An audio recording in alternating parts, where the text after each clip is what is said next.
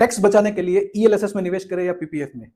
PPF भी ATC का benefit देता है, ईएलएसएस भी एटीसी का बेनिफिट देता है, बट पीपीएफ गारंटेड रिटर्न है, टैक्स फ्री रिटर्न है, जबकि ELSS subject to market risk है और वहां पे इक्विटी का taxation, long term capital gain tax 10% लगता है। सो कौन सा बेहतर आपके लिए होगा टैक्स सेविंग के लिए और वेल्थ क्रिएट करने के लिए, इसको जानेंगे इस वीडियो में। बट अगर आपने अब तक इस चैनल को सब्सक्राइब नहीं किया तो प्लीज चैनल को सब्सक्राइब कर दीजिए, बेल आइकन को दबा दीजिए ताकि सारे जितने भी हमारे फ्यूचर के वीडियो है उनके नोटिफिकेशन आपको मिलते रहे।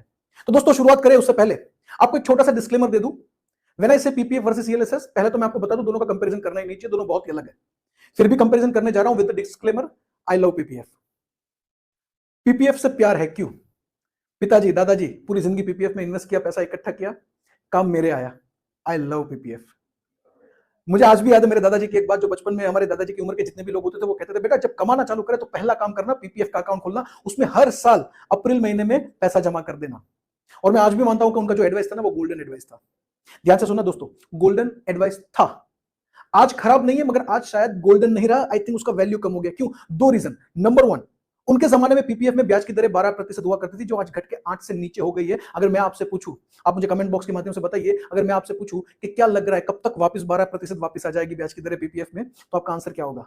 मुझे पता है आपका आंसर होगा नहीं आने वाला है। इनफैक्ट मैं आपको कहूं कि और नीचे जा सकता है। कितने लोग एग्री करेंगे? आप मुझे आपका व्यू बताइए कमेंट के माध्यम से, आपको क्या लगता है? सो एक तो ब्याज की दरें 12 की 8 आ गई और नीचे जा सकती है आने वाले समय में। दूसरा, उनके जमाने में उनकी जो लाइफस्टाइल थी वो बहुत सिंपल थी, महंगाई बहुत कम थी। उनकी लाइफस्टाइल थी रोटी कपड़ा और मकान। आपकी और मेरी लाइफस्टाइल होगी है जिंदगी ना मिलेगी दोबारा। उनके खर्चे 10 साल में डबल होते थे। आई थिंक आप और मैं जो वीडियो बना रहा हूं, आप जो वीडियो देख रहे हो, आई एम श्योर आप एग्री करोगे अगर मैं कहूं कि आपके और मेरे खर्चे ऑलमोस्ट हर 5 साल में डबल हो जाते हैं। और ये सवाल पूरे इंडिया में 2 लाख लोगों से मैं मेरे लाइव सेमिनार्स में पूछ चुका हूं कि 5 साल में डबल खर्चे होते हैं कि नहीं। सब लोगों ने हाँ बोला है। एक ही बार एक व्यक्ति ने भरूच में बोला था, जिगर भाई 5 साल में खर्चे डबल इम्पॉसिबल। जब मैंने उनको पूछा आपका क्या मानना है, आपका क्या एक्सपीरियंस है, तो उन्होंने कहा मेरे खर्चे 3 साल में डबल होते हैं। तो दोस्तों खर्चे डबल हो गए, ब्याज की दरें नीचे चली गई, इसलिए दादाजी के लिए जितना बेहतरीन ऑप्शन था उतना बेहतरीन नहीं है। खराब नहीं है, अच्छा है, आज भी अच्छा है। जो टैक्स रिटर्न मिल रहा है वो आज भी अच्छा है, बट इससे बेहतर हो सकता है क्या? The answer is yes. ELSS, equity link saving scheme, जो अंडर सेक्शन 80C आपको टैक्स बेनिफिट देती है।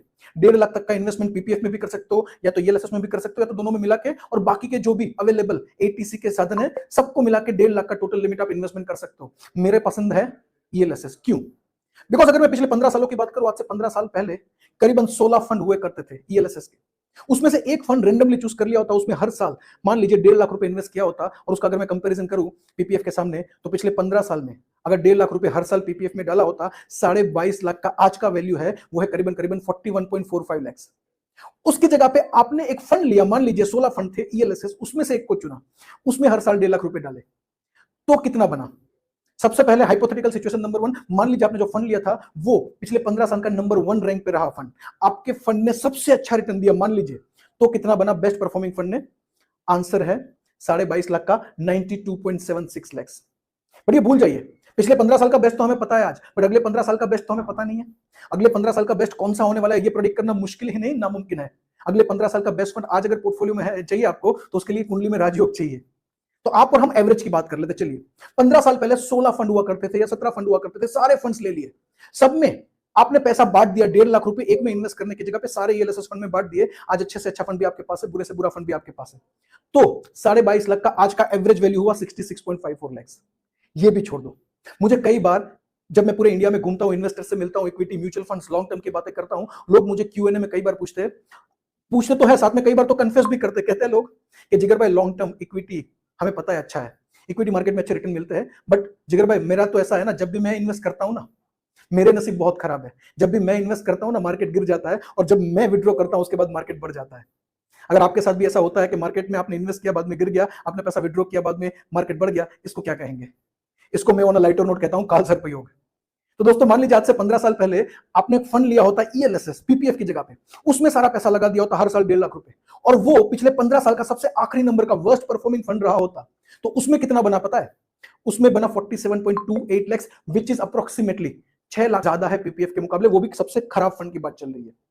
मैं ये नहीं कह रहा हूं कि हर बार ये होता है, कई बार ये 6 लाख होगा, कई बार ज्यादा होगा, कई बार कम होगा, पर पिछले 15 साल में अगर खराब से खराब फंड आपको 47 लाख दे रहा है, एवरेज आपको 66.54 मिल रहा है, तो आपका फोकस कहां पे होना चाहिए?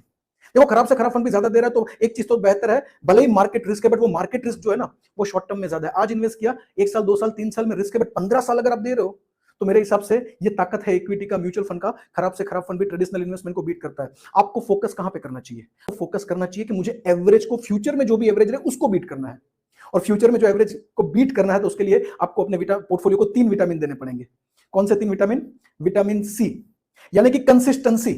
जिस तरीके से 15 साल तक आप पीपीएफ में इन्वेस्ट करने के लिए तैयार थे, ऐसे ही हर साल, मैं तो कहता हूं एसआईपी कर दीजिए। एसआईपी के माध्यम से हर साल पीपीएफ के जैसे ही ईएलएसएस में निवेश करना चालू करिए कंसिस्टेंसी के साथ। विटामिन डी यानी कि डिसिप्लिन। 15 साल जिस डिसिप्लिन से आप पीपीएफ पे पकड़ बैठते हो, उसको पकड़ के बैठते हो, मैच्योर होता है 5 साल और एक्सटेंड करवा देते हो, उतना ही डिसिप्लिन आप ईएलएसएस के साथ बने रहिए, 15 साल तक बने रहिए। और तीसरा विटामिन, विटामिन ए, यानी कि एक अच्छे फाइनेंशियल एडवाइजर या तो म्यूचुअल फंड डिस्ट्रीब्यूटर का सलाह, जो ये सारे चढ़ाव उतार, पोर्टफोलियो एनालिसिस वगैरह देख के आपको आपकी रिक्वायरमेंट के हिसाब से आपको सूटेबल कोई स्कीम सजेस्ट करेंगे जो एवरेज को तो मुझे लगता है बीट डेफिनेटली करेगी। तो अगर 3 विटामिन का कॉम्बिनेशन हो गया, vitamin C, vitamin D, consistency, discipline जो आपको देना है, विटामिन ए यानी कि एक अच्छा एडवाइस, जो आपको स्कीम का सजेशन जो लेना है वो एक कंसल्टेंट के पास से लेना है, जो फाइनेंशियल एडवाइजर हो सकता है या म्यूचुअल फंड डिस्ट्रीब्यूटर हो सकता है। तो दोस्तों अगर इतना करोगे तो एवरेज को तो डेफिनेटली बीट करोगे। तो मेरा वर्डिक्ट तो बहुत ज्यादा, मैं अपने इन्वेस्टमेंट के लिए, अपने टैक्स सेविंग के लिए पसंद करता हूं ईएलएसएस।